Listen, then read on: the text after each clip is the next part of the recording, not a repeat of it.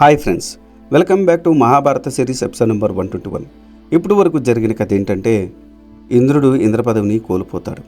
ఆ తర్వాత నహుషుడిని ఇంద్రుడిని చేస్తారు. ఇంద్ర పదవిలో ఉన్న నహుషుడికి మదం ఎక్కుతుంది. సచీదేవిని కోరుకుంటాడు. సచీదేవి తనకు ఎంతో సమయం కావాలని అనుకుంటుంది. ఆ తర్వాత దేవతలందరూ మునులు కలిసి విష్ణుమూర్తిని శరణు కోరుతారు. విష్ణుమూర్తి సలహా ప్రకారం ఇంద్రుడితో అశ్వమేధ యాగాన్ని చేస్తారు. ఇంద్రుడి బ్రహ్మహత్య పాతకం పోతుంది. కానీ నహుషుడి వైభవాన్ని చూసి తట్టుకోలేక ఎవరికీ చెప్పకుండా ఇంద్రుడు వెళ్ళిపోతాడు.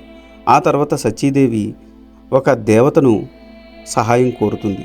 ఆ దేవత ఇంద్రుడు ఎక్కడున్నాడో ఆయన జాడ చెప్తుంది. ఆ తర్వాత ఇంద్రుడు సచీదేవిని శత్రువు బలంగా ఉన్నాడు కాబట్టి కొన్ని రోజులు వేచి చూడాలని చెప్పి ఇంద్రుడు సచీదేవిని, నీవు నహుషుడితో సఖ్యంగా ఉండు, మునివాహనం అయి వస్తేనే నేను నిన్ను పొందుతానని చెప్పు, దానితో నహుషుడు పాపం పండుతుందని చెప్పడంతో సచీదేవి అమరావతికి వెళ్ళిపోతుంది. ఆ తర్వాత ఏం జరిగిందో తెలుసుకోవాలనుకుంటే వీడియో స్కిప్ చేయకుండా లాస్ట్ వరకు చూడండి. నహుషుడు సచీదేవి వద్దకు వచ్చి తన కోరికను తీర్చమని అడిగాడు. మహేంద్ర, నీవు పెట్టిన గడువుకు ఇంకా కొంచెం మిగిలి ఉంది. ఆ గడువు తీరగానే నేను నిన్ను వరిస్తాను. కానీ నీవు నా వద్ద రావాలంటే మహాముని వాహనుడిగా రావలేను. అది నాకు ఎంతో సంతోషం కలిగిస్తుంది. నీవు అనన్య సామాన్యమైన మహాముని వాహనం మీద వస్తుంటే నీ తేజము మరింత వర్ధిల్లుతుంది అని పలికింది సచీదేవి. మోహావేశంలో ఉన్న నహుషునకు సచీదేవి కోరికలోని ఆంతర్యం అవగతం కాలేదు. గర్వంతో పొంగిపోయాడు. ఉచితానిచితులు మరిచాడు. అవును సచీదేవి, నాకు దక్క మరొకరికి అలాంటి వాహన యోగ్యం లేదు.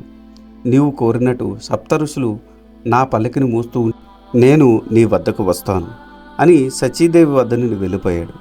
వెంటనే మునులను పిలిపించాడు. మూర్ఖత్వంతో వారిని తన వాహనముగా చేసుకుని తిరుగుతున్నాడు. సచీదేవి బృహస్పతి వద్దకు పోయి, గురుదేవ, నహుషునికి నేను పెట్టిన గడువు అయిపోయింది. నన్ను నా నాదుని రక్షించండి అని అడిగింది. సచీదేవి, నీకు ఎలాంటి ఆపద కలగదు. అతని మునివాహనము వలననే అతను తన శక్తులన్నీ కోల్పోతాడు. భయపడవలదు అని పలికాడు. తర్వాత బృహస్పతి అగ్నిని ఆహ్వానించాడు. అతనిని దేవేంద్రుడు ఎక్కడ ఉన్నాడో వెతకమని చెప్పాడు. అగ్నిదేవుడు ఒక స్త్రీ రూపంలో మనోవేగంతో సర్వదిక్కులు, భూమి, అంతరిక్షము, కొండలు, అడవులు అన్నీ వెతికాడు. ఎక్కడా దేవేంద్రుడు కనబడలేదు. అదే విషయం బృహస్పతికి తెలిపాడు. దేవగురు, నేను ఆలోచించి అన్ని చోట్ల వెతికాను, కానీ నాకు జల ప్రవేశము అసాధ్యము. సృష్టి క్రమంలో నీటి నుండి అగ్నిని, బ్రాహ్మణుల నుండి క్షత్రియులు, రాళ్ళ నుండి లోహము పుట్టాయి. ఆ ప్రకారం పుట్టిన వాటికి తమ తమ ప్రతాపము ఎక్కడనైనా చెల్లుతుంది, కానీ వాటి జన్మస్థలము యందు చల్లదు. కాబట్టి నాకు జల ప్రవేశము నిషిద్ధము అని పలికాడు. దానికి బృహస్పతి, అగ్నిదేవ, నీకు సకలమైన చరాచరంలోని ప్రవేశము కలదు. నీవు చొరరాని చోట లేదు. నీకు నేను నీటిలో ప్రవేశించే అర్హత కల్పిస్తాను. నీవు సకల జలాశుల్లో మహేంద్రుని వెతుకు అని అన్నాడు. బృహస్పతి మాట ప్రకారం అగ్నిదేవుడు అన్ని జలరాశుల్లో వెతికి తుదకు తామర తోడలో ఉన్న ఇంద్రుని చూసి అతని గురించి బృహస్పతికి చెప్పాడు. వెంటనే బృహస్పతి ఇంద్రుని వద్దకు వెళ్ళాడు. ఇంద్ర, నీవు ఏమీ తప్పు చేయలేదు. అసలు వృత్తాసురుడ వధ ఎలా పాపమో చెప్పు అని అడిగాడు. నీవు అనవసరంగా నీ పదవిని త్యజించావు. నేను ఈ పరిస్థితుల్లో వేరే మార్గం లేక నహుషుని ఇంద్ర పదవి కట్టబెట్టాము. అతను మా అంశాలతో మదమెక్కి ఇష్టం వచ్చినట్టు ప్రవర్తిస్తున్నాడు. ఇప్పుడు తనను మోయడానికి మునివర్గమునకు నియోగించాడు. అతడిని పదవి భ్రష్టుని చేయడానికి అదే సమయము. నాడు విష్ణువు ఆదేశానుసారం నీవు అశ్వమేధయాగం చేసి బ్రహ్మహత్య పాతకం నుండి విముక్తి పొందావు. అప్పుడు నహుషుడు నిష్కల్ముషుడు. అందువలన నీవు తిరిగి నీ ఇంద్ర పదవిని పొందలేకపోయావు. కానీ ఇప్పుడు ఇంద్రుడు మహామునులను అవమానపరిచి తన తేజమును కోల్పోయాడు. కాబట్టి అతనిని నీవు జయించి తిరిగి నీ ఇంద్ర పదవిని పొందవచ్చు. ఇంతలో ఇంద్రుడు ఉన్న చోట తెలిసి యముడు, వరుణుడు, కుబేరుడు, చంద్రుడు కూడా అక్కడకు వచ్చారు. వారందరినీ చూసి ఇంద్రుడు సంతోషించాడు. నహుషుడిని గెలిచే ఉపాయం గురించి ఆలోచిస్తున్నాడు. ఇంతలో అగస్త్యుడు అనే మహాముని అక్కడకు వచ్చాడు. ఇంద్ర, నహుషుడు పదవీ భ్రష్టుడయ్యాడు. నీవింక నీ ఇంద్రసింహాసనము స్వీకరించవచ్చును అని పలికాడు. ఇంద్రుడు అగస్త్యునికి నమస్కరించి, నహుషుడు ఏ ప్రకారం పదవీ భ్రష్టుడయ్యాడో తెలపమని కోరాడు. అగస్త్యుడు ఇలా చెప్పసాగాడు. మునులందరూ అతని వాహనముగా మోస్తూ చాలా బాధలు పడుతున్నారు. ఒకరోజు నహుషుడు ఆ బ్రాహ్మణులతో ఇష్టాగోష్ఠి సలుపుతున్నారు. అప్పుడు అతనిని ఋషులు ఇలా అడిగారు. బ్రాహ్మణములమైన మంత్రములు గోసంరక్షణమునందు చెప్పబడిన ఉన్నవి, అవి నీకు ప్రమాణభూతములా అని అడిగగా నహుషుడు మదాదేశము చేత అవి తనకు ప్రమాణములు కావని అన్నాడు. అతని మాటలకు నేను అడ్డు చెప్పాను.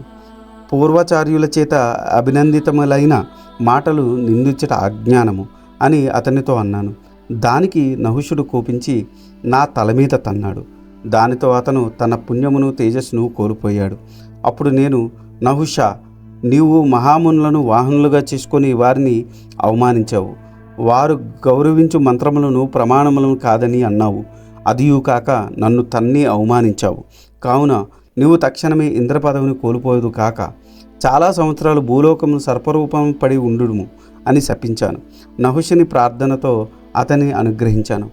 అతని వంశజుడు యుధిష్ఠిరనామధేయుడు అయిన ఒక సత్పురుషుని చూసి అతని పాము తిరినించి అతనికి పుణ్యలోకంలో ప్రాప్తించును అని అనుగ్రహించాను. కాబట్టి నహుషుడు ఇంద్రపదవి భ్రష్టుడైనాడు అని చెప్పాడు. ఇంద్రుడు అగస్త్యుని పూజించాడు. అమరావతి అంతా అక్కడకు తరలి వచ్చింది. ఇంద్రుని అభినందించింది. వారితో కూడి ఇంద్రుడు అమరావతికి పోయి తిరిగి ఇంద్రపదవిని అధిష్ఠించి సచీదేవితో సుఖంగా ఉన్నాడు. కాబట్టి ధర్మజ, తన అధికారానికి భంగం కలిగినప్పుడు ఎంతటి వాడైనా అనుభవించక తప్పదు. ఇంద్రుడు లాంటి వాడే అజ్ఞాతవాసము అనుభవించాడు. కాబట్టి నీవు అనుభవించిన కష్టములకు దుఃఖపడాల్సిన పని లేదు. దుర్వాత్ముడైన సుయోధనుడు కూడా ఆ నహుషుని వలె నశిస్తాడు. ధర్మరాజు కూడా ఇంద్రుని వలె తిరిగి తన పూర్వ వైభవమునకు రాజాధికారమును పొందుతాడు అని పలికాడు. శల్యుడు హస్తినాపురానికి ప్రయాణమయ్యాడు. ధర్మరాజు శల్యునికి యుద్ధంలో కర్ణుడిని నిరుత్సాహపరచడం గురించి గుర్తు చేశాడు. శల్యుడు తన సేనలతో హస్తినాపురానికి ప్రయాణమయ్యాడు. ఇది ఈనాటి వీడియో.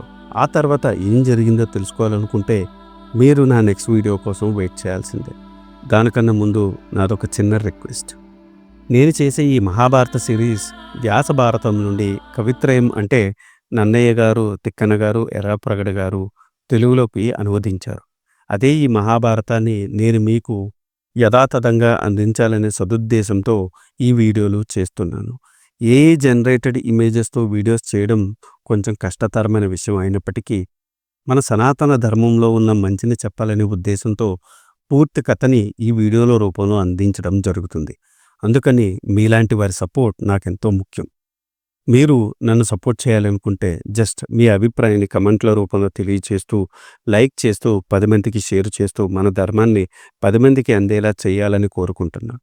ఈ వీడియో కనుక మీకు నచ్చితే do like, share and subscribe. Thanks for watching. జై సనాతన ధర్మం.